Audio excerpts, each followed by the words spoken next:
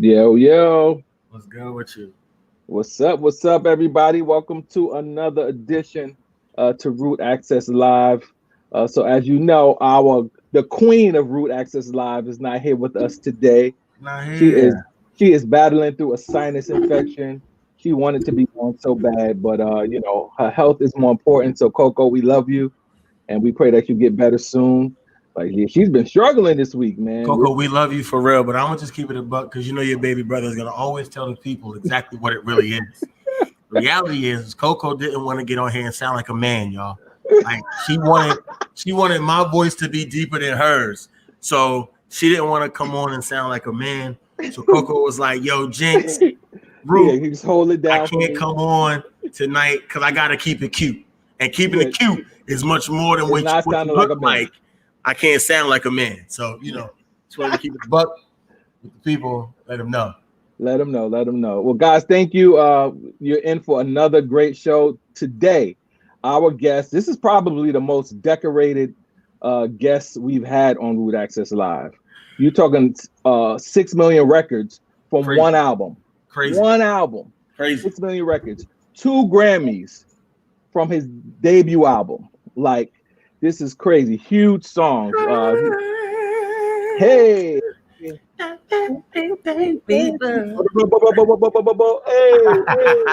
Like crazy. Speech from Arrested Development will be our special guest.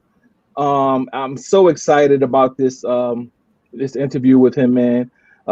So gracious, man. I just hit him up on Instagram on the Humble in the DM, like, hey, man, I'm big fan of you. Can you come on the show? Just like that. And he hit me right away. So, I love artists like that. That's easy. No airs. When you sell 6 million records, you could be like, oh, no, I'm not doing a little show. Right. But nah, he's not on that. So thank you for that. For those of you who are on here, please like, share, and subscribe to our Root Access Live page. We're on YouTube as well. So that Beanie's not alone by herself on YouTube. We need you guys to subscribe to our YouTube page, all right? Root Access Live. Like this broadcast. Share it right now, please. Listen, all 17 of you that are on here right now, everybody's asking. All 17 of you that are on right now, please share this broadcast. Please share this broadcast. So please do that. So it's another Thursday. Next Thursday, we all gonna be full. Eating all that turkey, collard greens, mac and cheese, candy yams. But this Thursday, you hanging out with your people on Root Access Live. And so what's on your feet today, Jinx? What we doing? Man, I'm keeping it real simple tonight. Coco's here, y'all. For y'all who just came on, I see a couple people. Coco is dealing with a little bit of a sinus infection. And so Coco decided to sit this one out. But she is not only here in spirit, she's actually here keeping us straight, watching the show, keeping us, together. So she's here. Y'all keep Coco in y'all prayers, man, and she gets better. But tonight, I'm rocking my Pumas. This is a different John than I had on last week. I have those Pumas. And you have these? Yeah. And they're mad comfortable. Extremely comfortable. Yeah. So I'm becoming too predictable, man. I just got on the Jordans. every day. I mean, when you rocking with the best, you could just do that each and every week. Because nobody could come on here and be like, I'm wearing a pair of LeBrons every week. Like that would probably never happen. I definitely did. What? I definitely do. No, you don't. I wear LeBrons. No. You wore like one pair the whole 6 months. So what? Come on. You wear more Jordans than you wear LeBron. Stop it. Moving right along. I do. I'm not going to argue that. But it doesn't negate the fact that LeBron is better than Mike. Okay, we're not even going there. Because actually, I started rewatching The Last Dance. And I'm just like, it was magical. It was magical. It was magically stupid. No, it wasn't, bro. No, it wasn't. You had to. We're not going back here. We're not going, because one day there will be a movie made about LeBron, about how he went from team to team and stuff like that. And that's great. That'll be great. But when that happens, we're gonna give him his props. That's it. But we're not going there today. I'm not, because it's a losing battle with you. And we're not gonna do it. So anyway, we had a story prepared. But Coco's not here. Michael B. Jordan has been named the sexiest man alive on People magazine. But do me and Jinx really care about that? Nothing to say about it. Yeah. So, Coco, if you were here, I'm sure you'd have a lot to say. But I don't got nothing to say about Michael B. Jordan, bro. Yeah. So we got to move on from that. Yeah. What's the story about your man Donnie? I call him Donnie now because it's like, bro, you're on your way out. You just Donnie. Well, Donnie's upset, and everyone knows why Donnie's upset.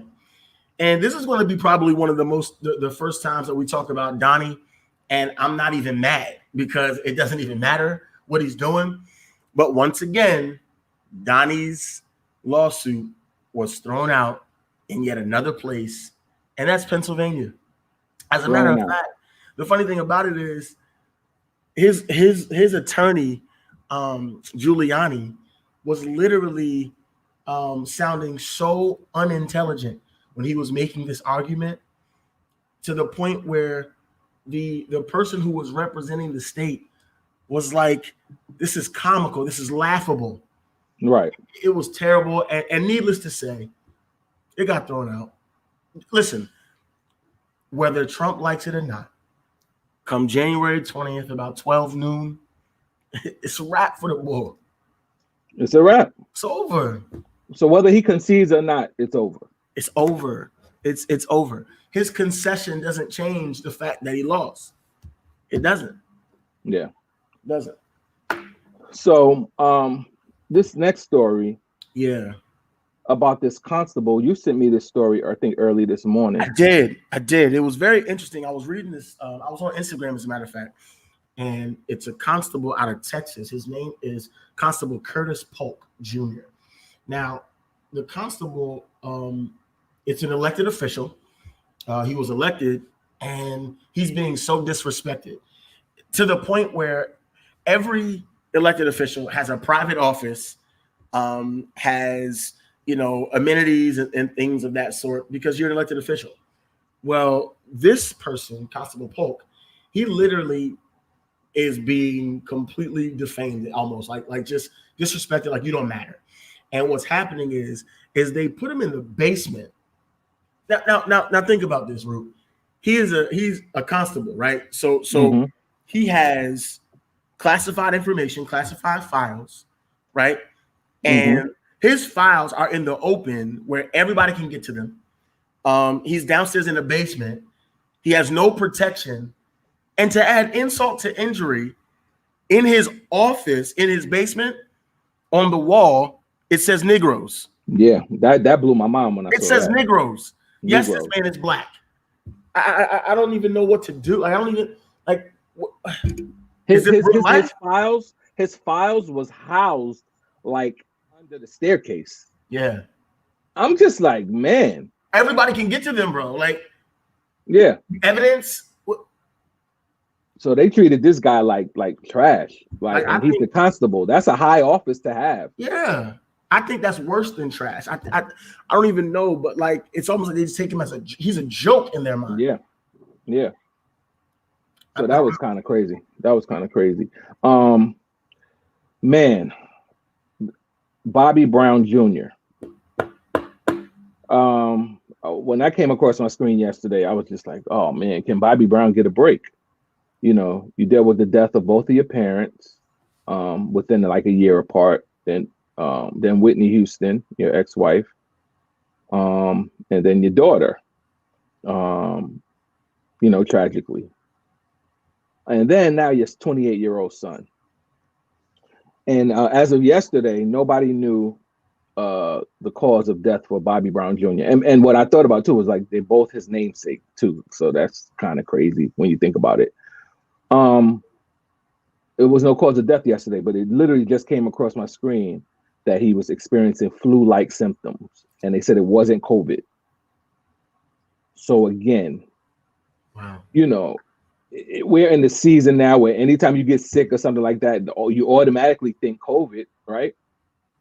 But we don't think about the fact that people still are getting colds, people are still getting flus, people are still getting the flu. And if it goes untreated, it can be deadly. It can be deadly. And we continue to walk around and just, you know, do stuff and think nothing of it. You know what I mean? And that's probably what this young man was doing. And he was living alone. So it's just like when you think of stuff like that, it breaks my heart that, you know, this young man could be alive if he would have just, because basically Kim Porter died the same way. Yeah. You know, 2 years ago, having those flu-like symptoms. And, you know, we take stuff like that for granted, like the flu. But you can, just like you die from COVID, you can die from the flu. I mean, yeah. I mean, I can remember most of the time I don't even want to go to the doctor, right? So it's like, Mm-hmm. you know, if I'm feeling whatever I'm feeling, it's like, you know, I'll be all right. I'll just go to sleep, take a couple Tylenol, whatever, and that's that. But obviously, there are sicknesses that take more than just Tylenol and going to sleep. Pneumonia. My personal experience is, I since Saturday have been dealing with, some discomfort in my body. Didn't really know what it was, and so after I realized that it wasn't going away with my normal remedy, I'm like, man, something's wrong. And so, I think the heightened sense of what's going on in our world and our society with COVID, it kind of pushed me to go and get tested yesterday, Mm-hmm. because it's like, okay, at this point, we've got to take this seriously. I mean, too many people that we know have been infected, and diagnosed with COVID, and some people have passed away.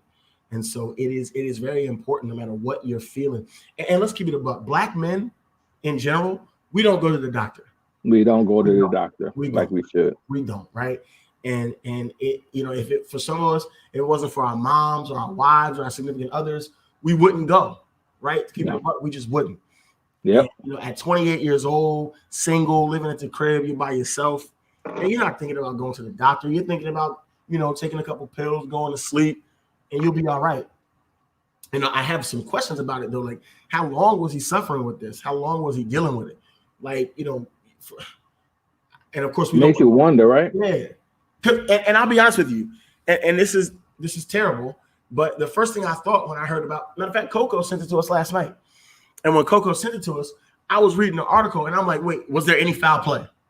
Yeah. Right. I'm like, was there anything? Was there drugs, or was it alcohol? Was it something? As bad as that sounds, I'm like, God, please no. But it was almost as if I was expecting it. Yes. Same here. Because you just think of the history. So I mean, it's sad, man. And prayers go out to Bobby Brown, to the child's mother. Because Bobby has 2 kids with this young lady. He has 7 kids in total. Now he's down. He has 5 kids. So it's just like, this is heartbreaking. We're parents. I can't even imagine. And I pray this all the time. God, please take me before you take my child. Like, because I can't imagine experiencing that type of pain. Like, I can't. No. I can't. So just prayers out to that family, man. He's 28 years old. He's young. still yet to live life, and to lose 2 children at that is just crazy, crazy, crazy. Bobby Brown has been through more than any of us could ever imagine. Yeah, absolutely. Even personally, and then with himself and what he brought on himself with his own habits, and then on top of that with his family. And I'm gonna just say this real quick. I know I'm late to the party, but this past week I watched the New Edition biopic. Boy, when I tell you, you're about 3 years late, but that's good. I loved it. I'm sorry, I'm late. I loved Wasn't it great? It was amazing, bro. It was absolutely amazing. And to I'm looking at this, I'm like, yo, this is crazy. But yeah, they nailed it. They nailed it. And since we're talking about Bobby Brown, seeing Bobby Brown, shout out Coco, seeing Bobby Brown, in his element with New Edition and all of that, he's had a crazy career. He's been in the spotlight for forever. And even though he's not performing anymore, he's still in the spotlight now. Yep, he's still in the spotlight. So big shout out to Bobby Brown. Prayers definitely to that brother. Yesterday, I don't know if you guys got a chance to see, but the Fresh Prince of Bel-Air reunion. It was on HBO Max yesterday, and man, oh man, you talking about a tearjerker? Like, first of all, shout out to Will Smith, man. He's been very vocal on social media. He's very vocal about mental health and about forgiveness and all that. So he's on this kick. So he brought everybody together. And they've been, one thing he said, that they've been kind of consistently, getting together every now and again. Everybody except for the original Aunt Viv. That was the elephant in the room. So all of them got together, aside from the original Aunt Viv, and they were just talking about how Will Smith got that role. I'm telling you, this is the power of relationship. He's at a party for Quincy Jones, a birthday party, right? So Benny Medina is like, "Hey, Will, we were just talking about you the other day." He was like, "Really?" He was like, "Yeah, I got this idea for like a TV show. I think he grew up in Watts, but then he ended up moving to Bel-Air, for a better life. So this story is based on Benny Medina." So he's like, "Yeah, but we kind of was throwing this idea to turn into a television show." And Quincy was like, "Hey, that dude Fresh Prince, he'll be good for it." So he was like, "Oh, okay, cool." So Will said he goes to the party. So he said Quincy was throwing a little drinks back. He said everybody who was anybody was at this party. And Quincy just like, "Hey, Will, what's up, man? Like, hey, yo, so did Benny tell you about the show?" And so he was like, "Yeah." He said, "So like, yo, you down with it?" He was like, "Yeah, we'll talk." He was like, No, you should audition like now." So he's just like, oh, he's laughing. He's like, "Oh, Quincy's really drinking too much like now." He's just like, "No, seriously." So he's like, "Yo, Q." So he said Quincy took him to the back and was like, "Hey, you need to do this audition." He's like, "Quincy, like, I'm not prepared to do an audition now." He said, "Let me get an acting coach, and like next week I'll be ready." So he was just like, "Oh, okay." So he said, "But let me tell you something. The CEO of like NBC and whoever else is out there right now. So you want to wait till next week, or you want to wait till now?" And he's just like, he said, "You don't got to do much. Just show your personality." So then he said, boom. He went out there, did what he did. He was signing a deal memo the next week. He had never been on television. He was a rapper. And the next week, signed the dotted line. Jazzy Jeff didn't even want to do it. Jazzy Jeff, he turned him down 10 times. 10 times. But he's bringing his homeboy. He like, "I got to bring my homeboy with me." Like, "Jeff, come on. Finally, Jeff gets on, and then all the moving parts. And can you imagine if Jeff would have turned that down? You know how mad he would have been? You know how mad he would have been? Somebody else getting thrown out the house. Ah! Like, so now this show is like set Will up for everything else. The biggest box office draw. Like, just from that moment, you know what I'm saying? So be ready. Be ready. Like, bro. So just hearing him say that, it was just like, wow. So then, he said he could not have this reunion without her. Forget all the bad stuff she said in the press. He said he hadn't spoken to her or seen her in 27 years. And he said, "I could not do this without her." And it was very emotional, man. She was just saying, like, "Why did you treat me like," because it was been speculated that he was the calls and all that. So they kind of hashed all of that out, and they hugged, they cried, they embraced. He was like, I was a kid, I was 21. You know, I was kind of feeling myself, and you was acting a certain way. So I was just like, oh, forget her. She was pregnant at the time. So it was like a big misunderstanding that just settled for 27 years. And how many of us do that? You know what I'm saying? You have a misunderstanding with somebody, and you just, you're not speaking to them for whatever reason. So yeah, it's crazy. It's crazy. No, so that's a major lesson what you just said, bro. Like a lot of us let things fester. That ain't even serious, bro. I mean, you not have that serious. thoughts and differences with your people you said you love, and in this case for 27 years. And let's keep it a buck. Like the reality is even though Coco was joking, she was actually right. Like dark skinned Aunt Viv versus light skinned Aunt Viv I'll take dark skinned Aunt Viv all day. Yeah. Now I'm about to say something that people might disagree with me with, but I am the person who deals with controversy all the time. I put on my social media Fresh Prince or Martin, and it's Fresh Prince for me all day, every day over Martin without question. And I literally, I know, but when I say Fresh Prince, I'm talking about dark skinned Aunt Viv Fresh Prince. That's the Fresh Prince I'm talking about. Coco, stop doing this to me. Is that a black thing where we compare everything? I wonder, do white people sit around, and I'm not throwing jabs because I do it all the time, but do white people sit around like how me and you argue about Jordan and LeBron. Larry Bird, terrible. Larry Bird and who? Like who can we compare? I don't know. Huh? Pete Maravich. Yeah, like do they do that? I don't know. Tony Kukoc and Dirk Nowitzki. Like, do they do that? I wonder. I don't know. But they were both great sitcoms. But I hear what you're saying. But speaking of white men, George Clooney. Yeah. This dude is the MVP. He is. Like, he's married with children now, but when he was a single guy, he did some movie that he thought wasn't going to do that well. And instead of him getting a salary from it, he got a certain percentage of the movie. So, he got a couple $1 million from this movie. And he says, instead of spending the money or whatever, I want to, be a blessing to my friends. 14 of his friends, he gave them $1 million a piece. So he just gave away 14 cash. And that needs to be said because he's told them to meet him at an undisclosed location in LA.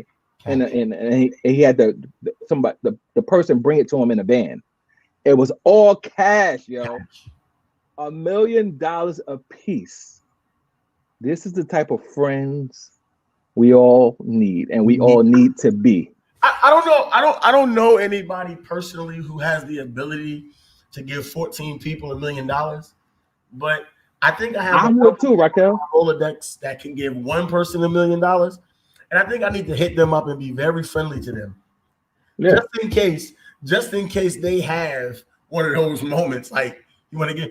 I mean, come on, dog. $1 million, bro. Zach is saying I have an echo. Y'all hear an echo? I don't hear echo. Okay. Anybody else hear echo? Well, keep talking. I just want to see if anybody else. But I need friends like that. Like they said it went away. I need friends like that. That's what I need. Maybe Speech could be our friend like that. Who knows? I don't know. Yeah. Speech. Speaking of them, our guest is here. Oh my gosh. So we got to set this up. Come on, man. Again, you talking about 2-time Grammy Award winner. You talking turn that up. 6 million records sold plus, because the 6 million is just from the one album. One album. This guy he can spit too. People don't understand that Speech can actually spit. They was on that conscious stuff, but he actually got lyrics. Y'all know Tennessee, and we're gonna talk about Tennessee.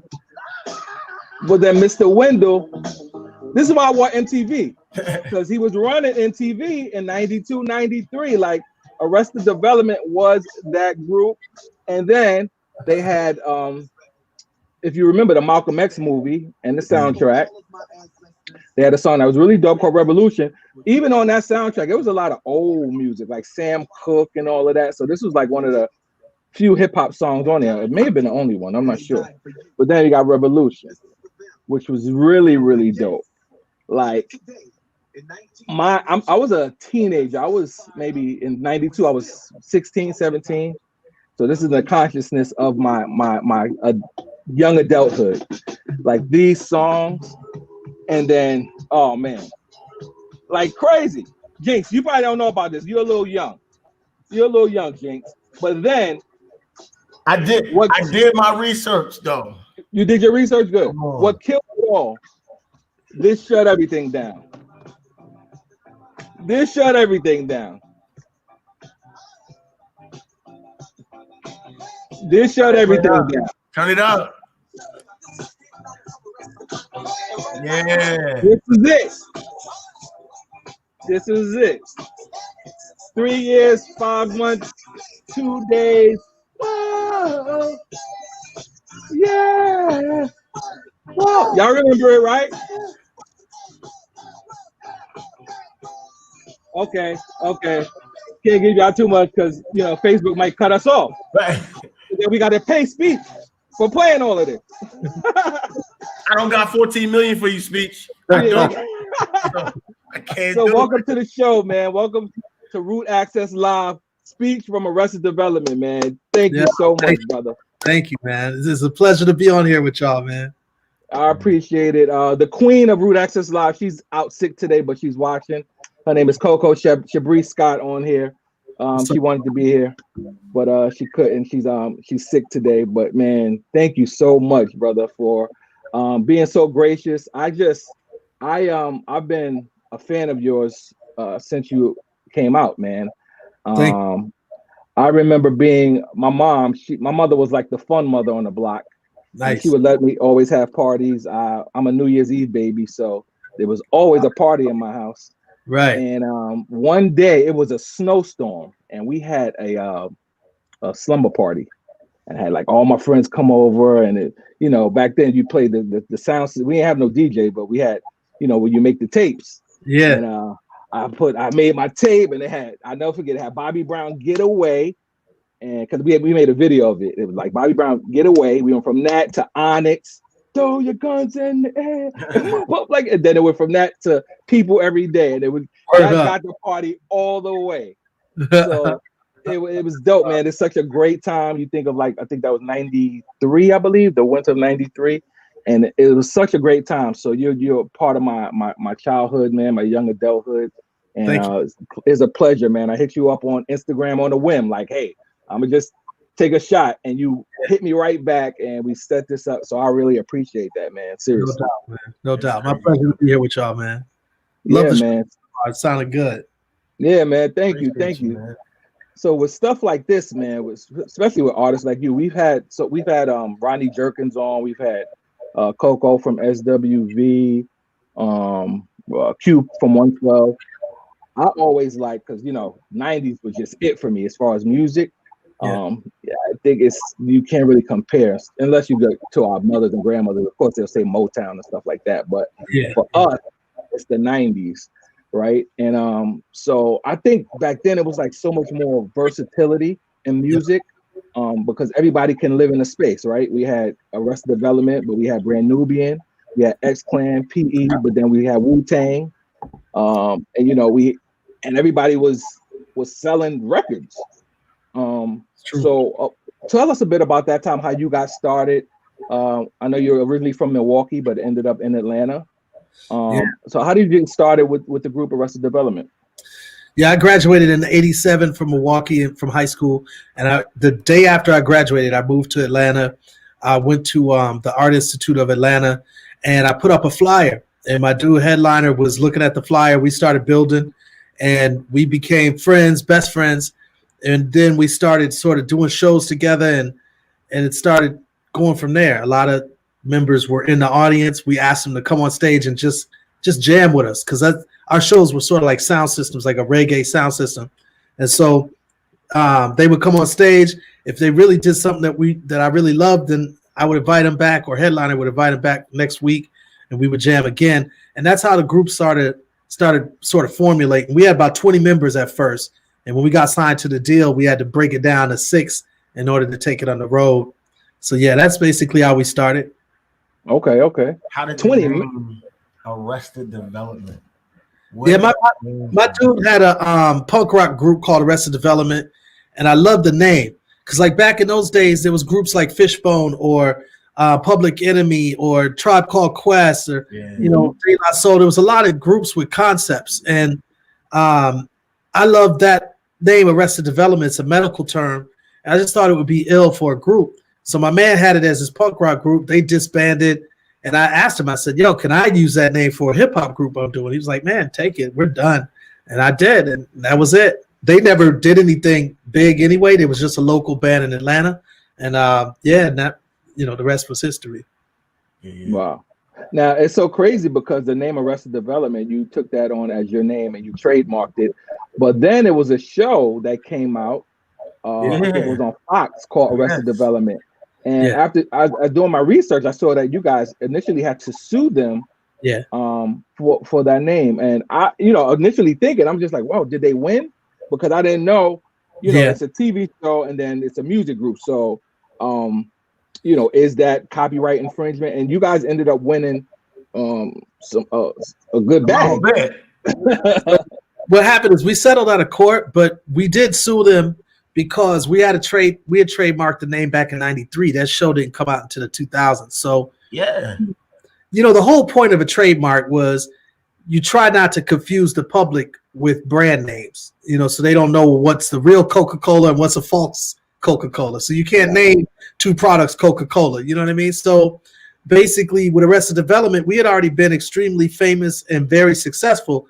So we trademarked it in '93 at the peak of our career. So we didn't want anybody else using that name because, we release records. And a lot of times TV shows release soundtracks for their TV show. You might see a Friends soundtrack at the record store or whatever. So, we didn't want that to happen with us. And so we took it to court.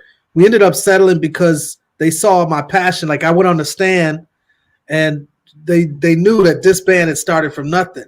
And the way I talked about it was like, look, you guys aren't, just because you're richer than we are, you're not going to just steal this name from us. I was talking to Fox and Ron Howard, who produced the show Arrested Development. And so they just like, you know what, we better settle out of court. This ain't going to go well. It's not going away, Yeah, exactly. This ain't going to go away. So yeah, we settled. Nah, kudos to you though, because I think a lot of us can learn a lesson from that, man. Like just because somebody is quote unquote bigger or badder or richer, it doesn't mean that you can't stand up to them and hold on to your morals and your values. And I mean, I don't know you personally, but to me, from what you just said, it was more than just the money, because that you would get out of the settlement or out of suing them. It was the concept and the principle behind it. Like, yo, nah, you don't know the story behind this. Exactly what you just saw. In our success or from the TV show you're getting ready to produce, this is my life. Exactly. That's and it's also a black thing because here's a black group who they thought we was irrelevant because we hadn't released music for a while. And so they was like, well, they ain't got no money to fight us. And it was a disrespect issue. So they just took the name. Like big companies know how trademarks work. They check. Here's a record of things that are trademarked. So when you're about to name a show, you can't name a show Jay-Z. You can't name a show Beyonce. You know what I'm saying? Like, that's not going to happen because you check and see, well, they already trademarked that. So they knew we trademarked it. This is all public knowledge that we trademarked it. But they thought we weren't going to fight. And that, to me, is the other thing. It's just a little black group out of Georgia they felt like wasn't going to go for it. And we did, Kudos, man. Good for you, man. Can you tell us what that bag was, Speech? I can't. I mean, I could, but, It don't hurt to try, right? It's worth the try. I feel you. I'm pretty sure it was nice. It was nice, so it wasn't $14 million George Clooney nice, but it was nice. You know what I'm saying? It was good, and I think at the end of the day, they had already shot the whole, like they had shot the pilot episode and a number of episodes. we felt like either we was going to make a deal where our music would be in the show, or we would just go ahead and get money up front, or they would cancel the show and change it to another name.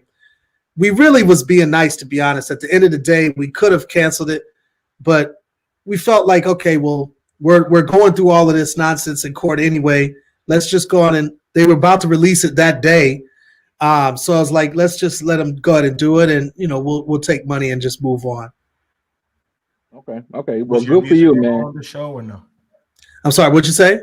Was your music ever on the show or no? No, we didn't. We ended up not doing that deal. Like, they offered to put our music on every episode of the show. Wow. And or give us money up front. Oh, okay, either or. Okay. We didn't know how the show was going to do, and it ended up doing some nice amount of seasons, and it's definitely a cult following show.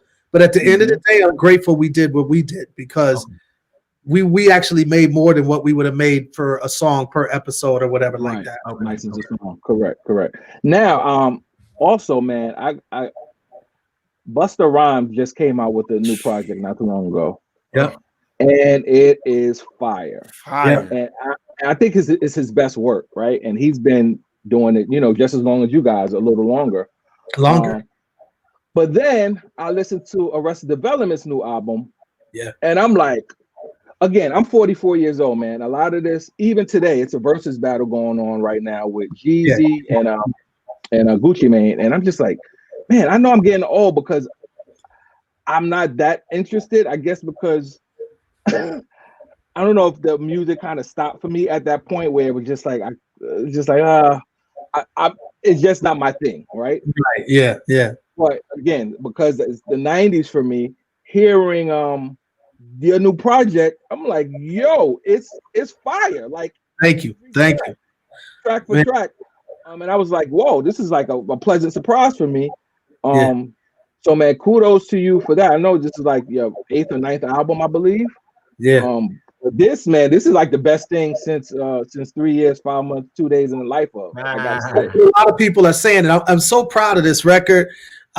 Everybody, that we talk to have been saying the same thing. Like, either this is better than, or just as good as, or just right after 3 years, 5 months album. And I'm like, to us, that means a lot. I'm 52 years old. So when you do hip hop music and it still resonates 30 years after you first started, you're blessed and you're doing something real. And that to me is a success as is, you know what I mean? And not to mention it's actually being received extremely well too. Yeah, man. Kudos. There's a few songs I'm rocking hard, man. So congratulations on that. Now, 3 years, 5 months, 2 days in the life of where did you get that title from for your first project? Yeah, that was how long it took for us to get a record deal. So we literally were counting the days, because back then, the internet wasn't a thing. So you really needed that record deal in order to really blow up and do some real work. Plus, I was coming out of Atlanta, which back then Atlanta didn't have a hip hop scene that was worldwide. So Atlanta, and I was from Milwaukee, which definitely didn't have a hip hop scene that was worldwide either. Right. So record deals was a big deal, and so we was counting the days, man, just trying to get that deal going. And then from that project, you got Tennessee, Mr. Window, People Every Day, like huge records, man. And then you won your first time out 2 Grammys. Yep, 2 Grammys. So what was that like, man? Was it? I know it took that long to make the album, but once all of this happened, like, was it like a whirlwind?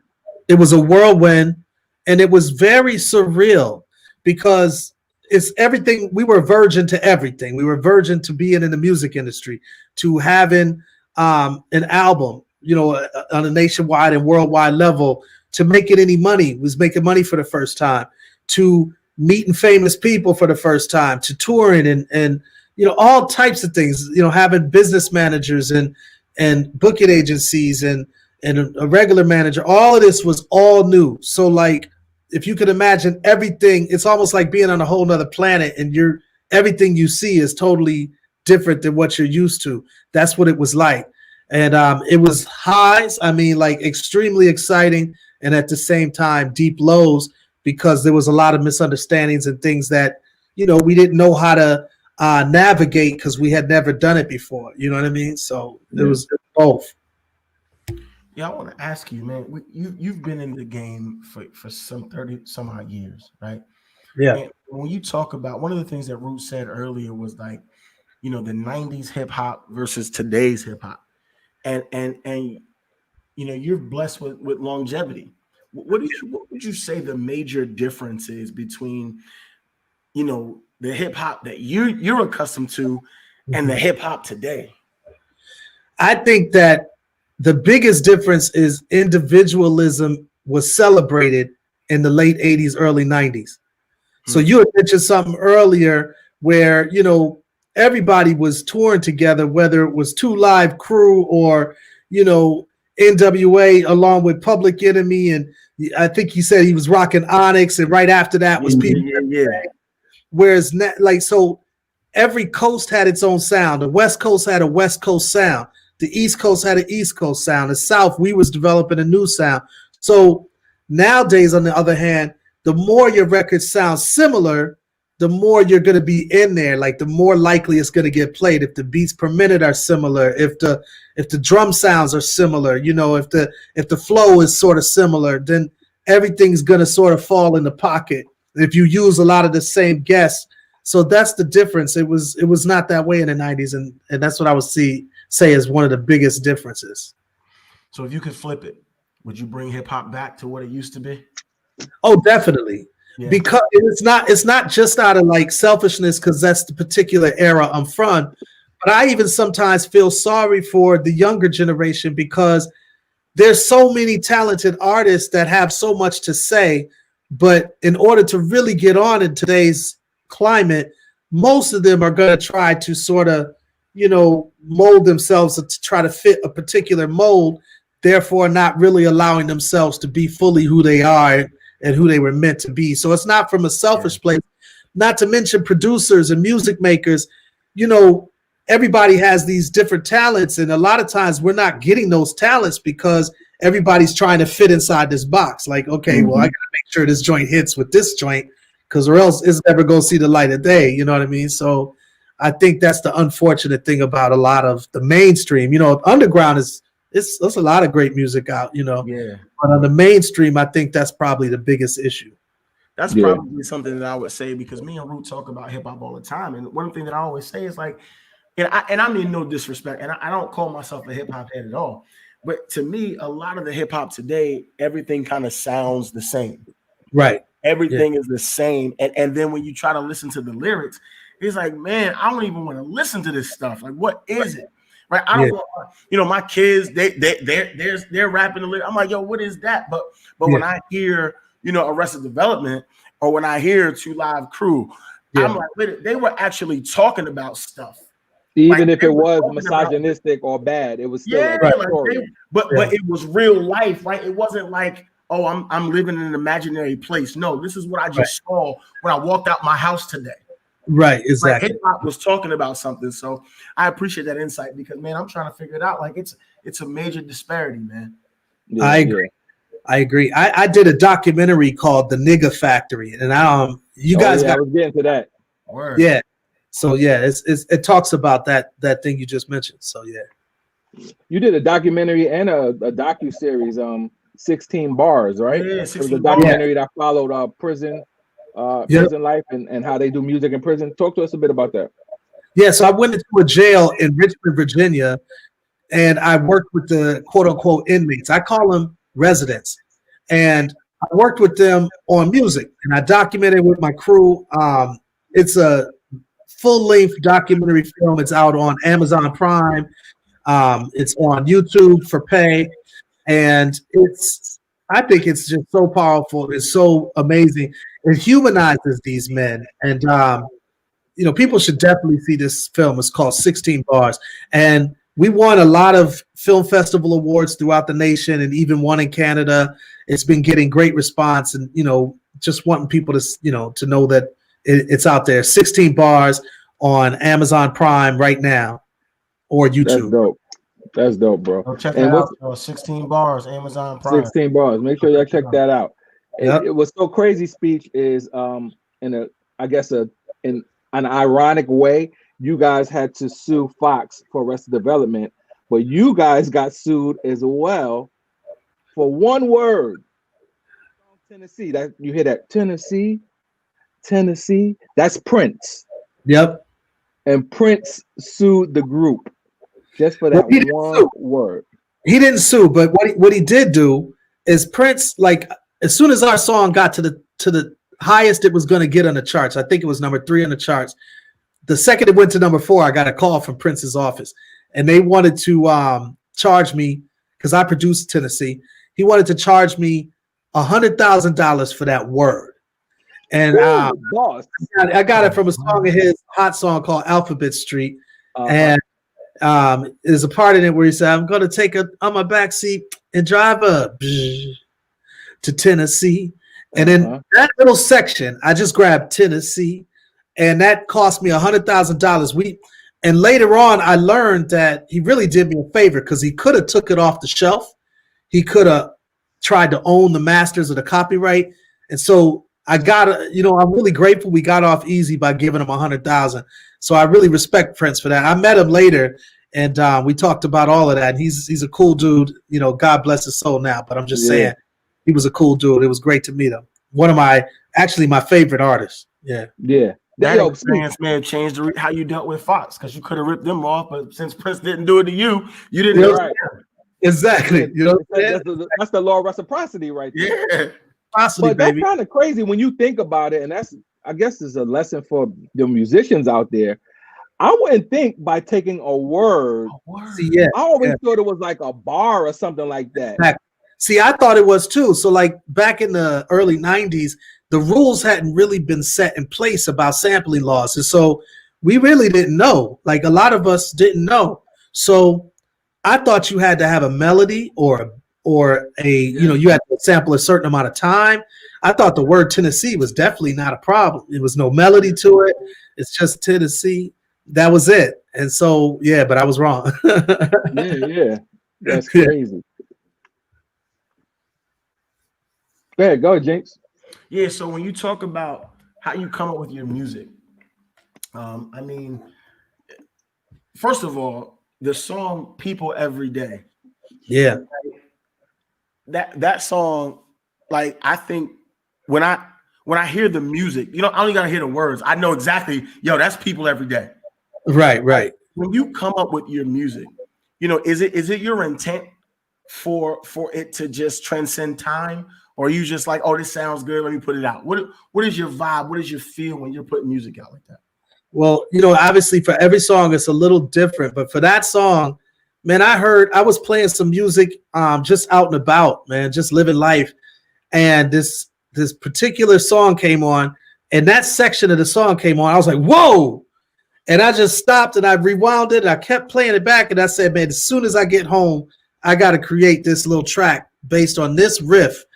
And it was the most magical. It felt so good to me. So I did feel like that particular riff was going to just respond like crazy, because I felt, me personally, I was like so moved by that riff, man. I was like, man, if that doesn't feel like summertime, I don't know what does. And yeah. It just felt perfect, man. And that just inspired me. It's funny about that track because we put a slower and totally different version of that song on our album initially. And I wasn't rhyming with a melodic style or anything. And when the label wanted to put that out as our second single, I purposely did that remix, which is the one that took off and did well. I called it the Metamorphosis mix. And that joint, man, I'm telling you, I was just like so proud of it. When it was done, it just felt like magic. It just felt like a magical song to me. Yeah, man, I'm telling you, your music, it was funny. The guy who does our graphics, right? He's around my age. I'm 33. And so he was like, wait. He was like, you talking about Speech from Arrested Development? I'm like, yeah, bro. I sent him the picture. He was like, bro, let me tell you something about that. He was like, that was the only rap group that my parents would let me listen to. His dad's a pastor, right? He was like, yo, that's the only rap group I was able to listen to growing up. He said, this is huge. So I had to put that in there, man. I love that. First folk let you listen to their music, man. So you doing something big. Yeah. I love that. I get that story a lot. Like a lot of people around the world were either introduced to rap through us or their parents allowed them to listen to us, but wouldn't let them listen to a lot of other stuff. So I get that a lot. And, you know, like even now, like I'm working on some music in the studio. I'm in my studio right now. And I got guests that's coming on that, you know, they usually do some real straight, hard stuff. But when they're on my project, like the next project I'm about to put out, I already tell them, like, look, I'm not doing the cussing thing. So, I mean, if you do cuss or whatever, I'm going to reverse it or whatever, because I try to keep the records on a certain energy level. And they totally get it. And they still lay down these incredibly raw, like, lyrics, but they don't go all in like they would on a lot of other records. And I personally like that we have that slither of representation in hip hop still. You know what I'm saying? Like Will Smith or Heavy D or Arrested Development. It was certain, even Rakim, like a lot of us didn't really want to put that in there too much. Like that wasn't the thing. You know what I mean? And I'm proud of that. Like I think there needs to be part of that in our legacy as a people. You know what I mean? I'm glad you brought that up, because as dope as Rakim was with the lyrics, people don't realize that Rakim didn't curse. He cursed maybe once. Like he probably had, I think, because I was having a debate with somebody and I found one track that he cursed, but that is just one track out of his. What did he say? I'm surprised you found that. What word did he use? I got to think about it again now, because it was a minute when we had this debate. But yeah, there was one track. And I mean, even my stuff, like on our first album, I cussed, I think, once. On our second album, I cussed maybe twice or once.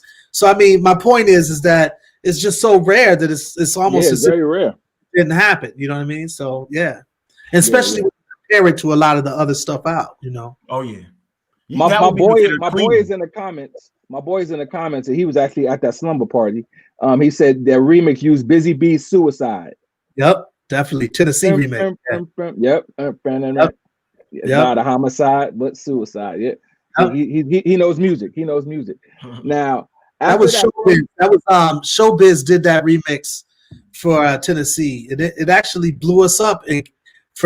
Ironically, in North Carolina, they would only listen to that mix. Like that was the mix they wanted to hear in North Carolina. I don't know why, but you know, shout out to Showbiz. Yeah, Showbiz and one of the best underrated producers out there. Actually, Showbiz. I agree. Yeah. So when you guys came out with that first project, I'm sure it was a lot of touring and stuff going on. How was it being on the road? Like you're young, you were like what, 21 at that time? Yeah, 21. 21. You got money, you know, you famous, you got Grammys. What was that like being on the road? Was it like a lot of women, drugs? Like what was it like? It was all of the above. Like, you know, a lot of women, especially. That was probably it was my biggest vice personally. There was some members of the crew that was into drugs and stuff like that. I wasn't into drinking very heavily or anything. So it was like, as far as vices, that would be mine, was women. But, you know, it was a lot of fame. And so with fame, you have a lot of opportunity. You're traveling different city per night. You know, you have a lot of, you know, women and people, period, that are trying to get at you. And it was crazy. It was definitely crazy. And what was like the most memorable tour like that you was on that you could remember, I guess, with your fellow artists? Yeah, I think for me personally, we were doing a tour called Lollapalooza, which now only happens in Chicago. Well, it doesn't happen because of COVID right now. But right. You know, back then it was a nationwide tour, and we were doing Lollapalooza, and it was about 20,000 seaters, really great tour. And we did 2 shows in one day. One time we did a show in Denver, Colorado for Lollapalooza. And then we took a private jet to Milwaukee, which is where I'm from. And we did the largest stadium in Milwaukee, which is, I grew up watching my favorite artists like Prince, Run DMC, and others rock this stadium. And so for me to be able to fly from Denver, 20,000 seater, private jet, police escort once we got to Milwaukee, straight to the venue, and literally got there right on time for me to hit the stage, that was like a rock and roll moment. You know, like that. If you dream about what a rock and roll lifestyle would be like, that was one of those moments. We had a lot, but that was the epitome. I just loved it. You know what I mean? It's perfect. That's dope. Yeah. That's dope. We gotta go talk it, sing it. That's where I'm going. All right. So Speech, and this is great because you're the first rapper we would have do this. We do a game, right? Uh-huh. It's called Talk It, Sing It. So you know how you hear a song and you know it when you hear it with the music, but without the music, and if I just say the lyrics to you, like, man, I may know that, but like, what is that? So I'm gonna talk some lyrics to you, and then you let me know. Okay. The name of the song. Okay. All right. I'll try not to be too hard on you. All right. Let's see.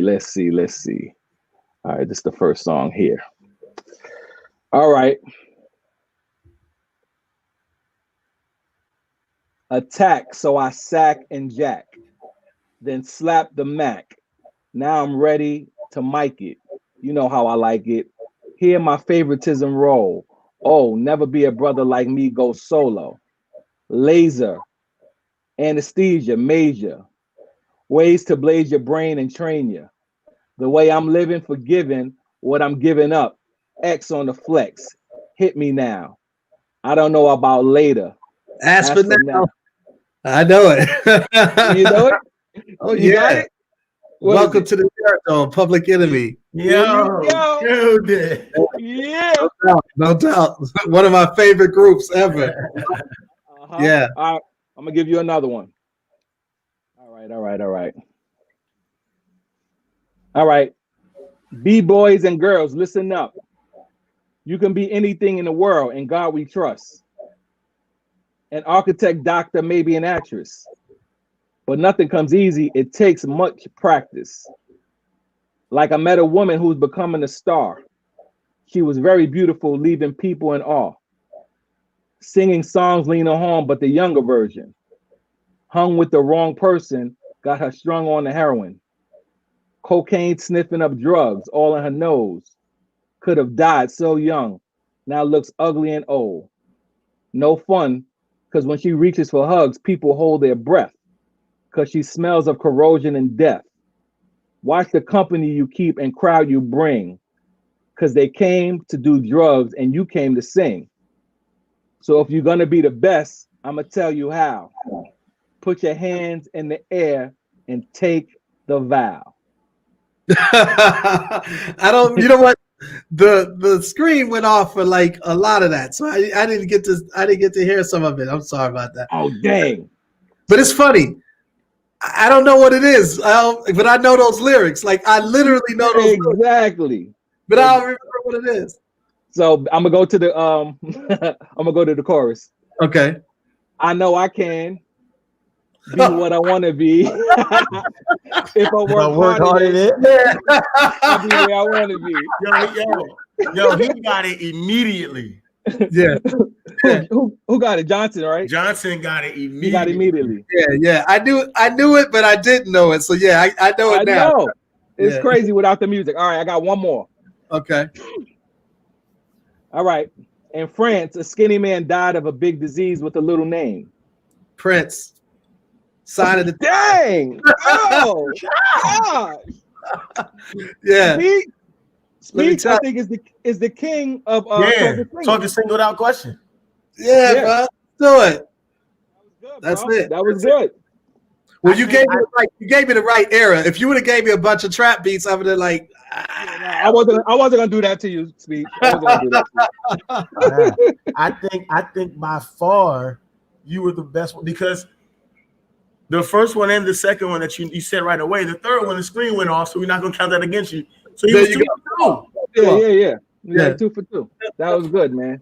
That was well, good. So I like lyrics. I actually, you know how a lot of people listen to music and for them it's the beat, and it's like they may catch the lyrics years later. You know what I mean?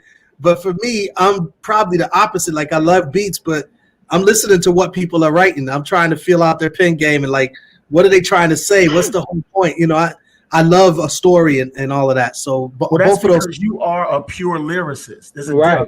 Yeah. Like you're a lyricist. Like we can, like in your music, we can tell that you don't just jot down stuff. No. This is you're gonna feel me on this. Yeah, exactly. I expect that. Absolutely. And you tell stories. Even with the song Tennessee, man, you know, and reading about it, that song was about your grandmother. Your grandmother passed away. Yeah. And I think the funeral was in Tennessee, and then like a week later, your brother passed away. Like That's just crazy. Can you tell us a bit about that? The last place I saw both of them was in Tennessee. And so, in fact, we had a record deal for Mr. Wendell to come out first.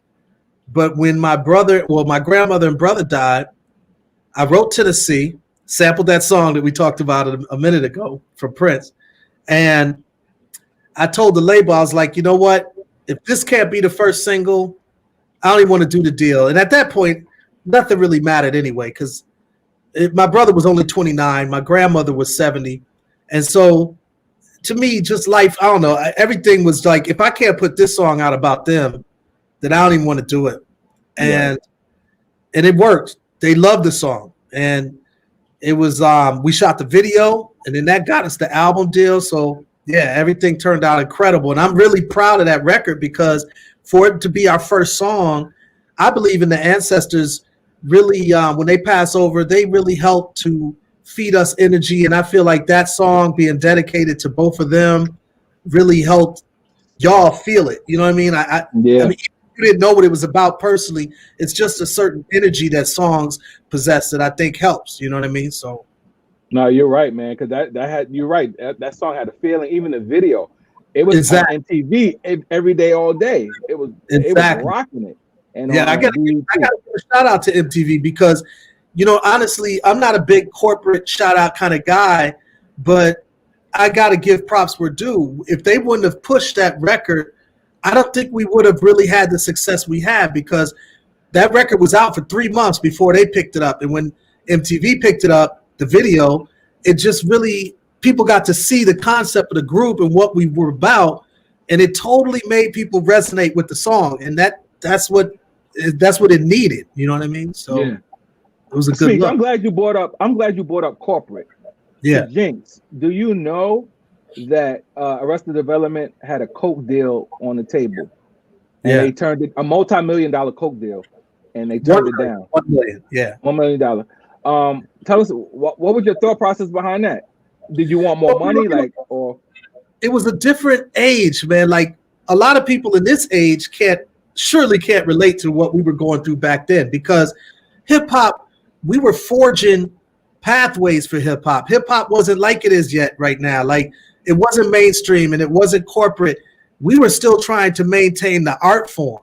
We was trying to push the culture, b-boying, beatboxing, DJing, breakdance. You know what I'm saying? It was bigger than just making a bag. So like, when corporations were trying to like steal that energy, we was like, most of us at least was like, nah, we ain't doing that. And then Hammer did it. He sold popcorn shrimp or chicken, I think it was, for Popeyes or maybe KFC, I think it was. Yeah, I think it's KFC.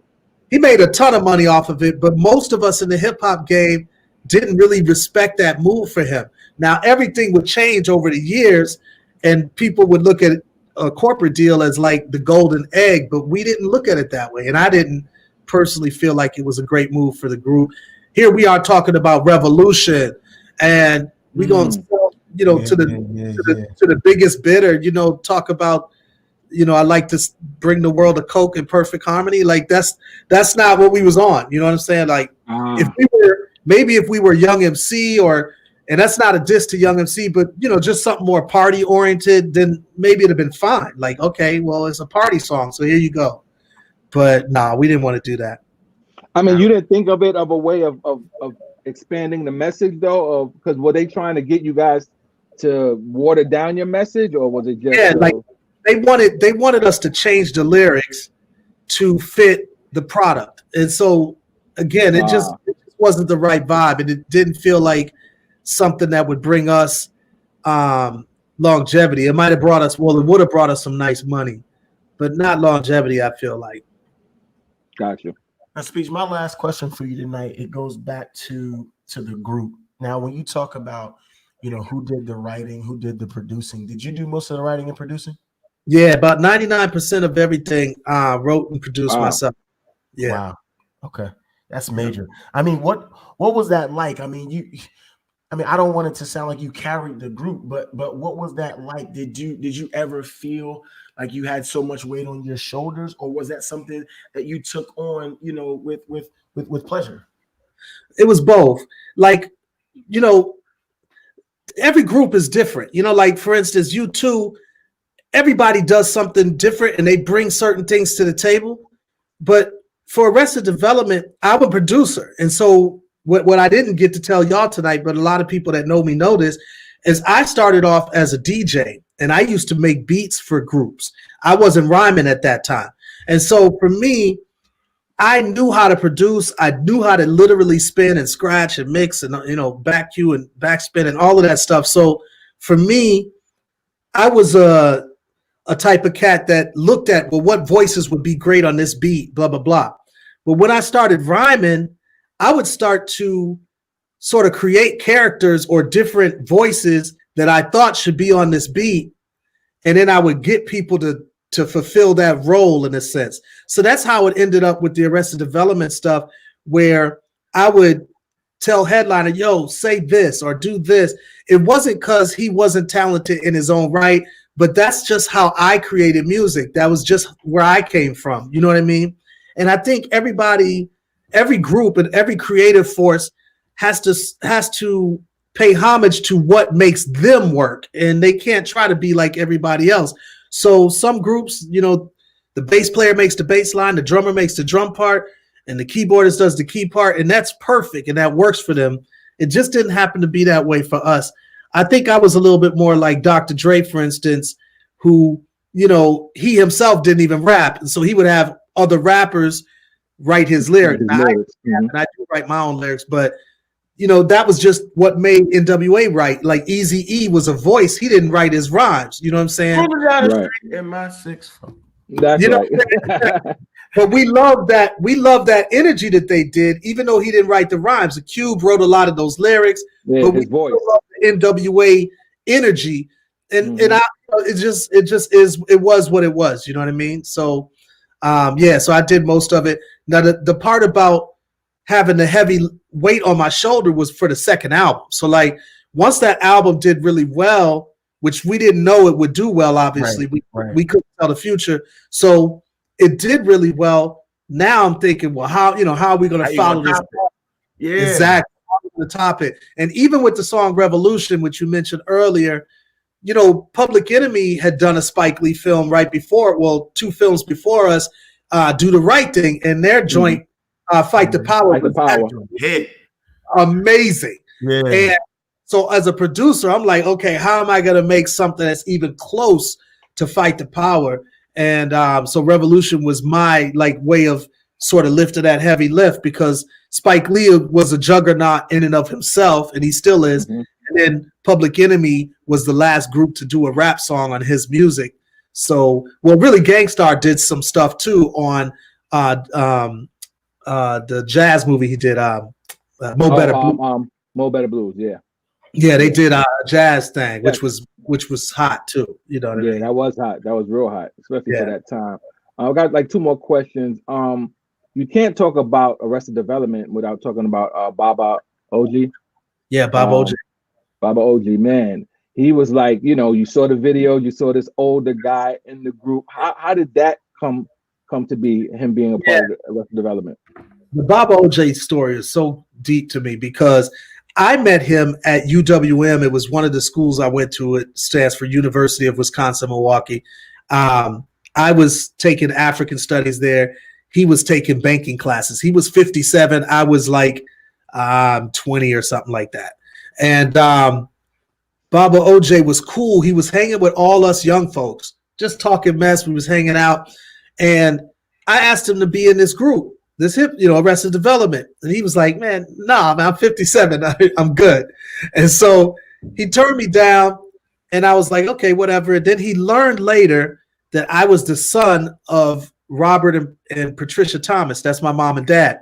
And he was the best man in their wedding. Now, he didn't know that I was their son, because when, he knew them before I was even born. So the point is that I had no clue that he was the best man in my mom and dad's wedding. I had no clue that he was close to my family. And so I just was reaching out to him because of his energy. And, when people say things don't happen for a reason, they do happen for a reason. And things are so serendipitous sometimes. It's like how would I have known? And so it turned out that he was real close to my family. He agreed to to jump in the group. He didn't know anything was going to really jump off with the group, but he agreed to be in it. And then the rest is history. He went on to tour with us all around the world. Now, he traveled Africa. He studied Yoruba. He studied Asar Set, which is another African society. He studied in Egypt, Nigeria, Kenya, Ghana. I mean, he studied so many places in Africa. Super amazing dude. He passed away in 2018, 2 years ago. Rest in peace. Yeah. Rest in peace, Baba OJ, man. Yeah, he was like the heart of the group, man. That's crazy. Yeah, he was amazing. So amazing dude. Well, last but not least, man, you you got into the industry in your 20s now.